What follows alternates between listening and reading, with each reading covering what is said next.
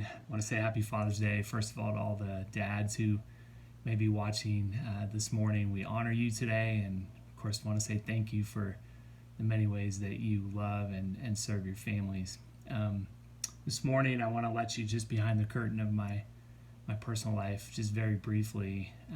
I was recently having a discussion with my wife, Kendra, and we were just talking about, sometimes when you look at the circumstances of your own life, you can identify some of the ironies to life.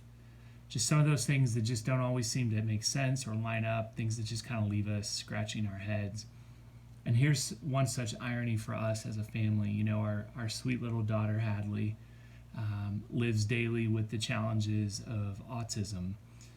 And one of the ways that it manifests itself right now in this particular season is through a bit of a speech delay, difficulty just forming words and sentences that would allow her to communicate with us as you might expect a child to be able to do.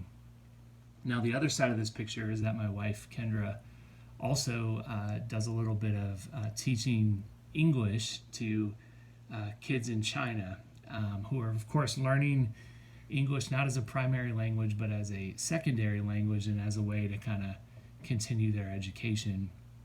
And on a recently particular challenging day in our home, my wife said to me, isn't it kind of ironic that here I am teaching kids on the other side of the world English, and yet our own daughter, who is with us every day, has such difficulty learning the language that we long for her to have. And in that moment, I didn't have a good reply, because it is ironic. And if I'm honest, it's more than ironic. It seems even maybe unfair.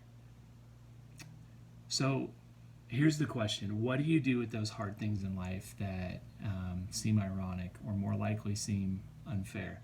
Well, here's what I try to do, albeit imperfectly most of the time.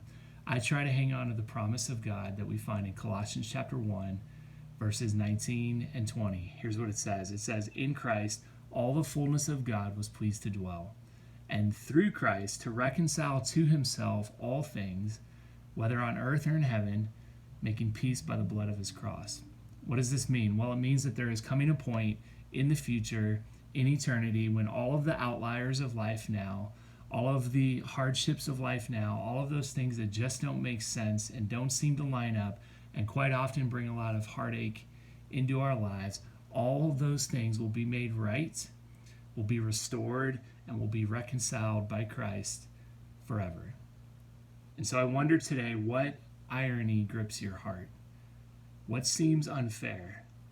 Hold fast to the promise that it won't be that way forever, and that someday, in a beautiful display of God's love and affection for us, all those things will be reconciled and restored in Jesus forever.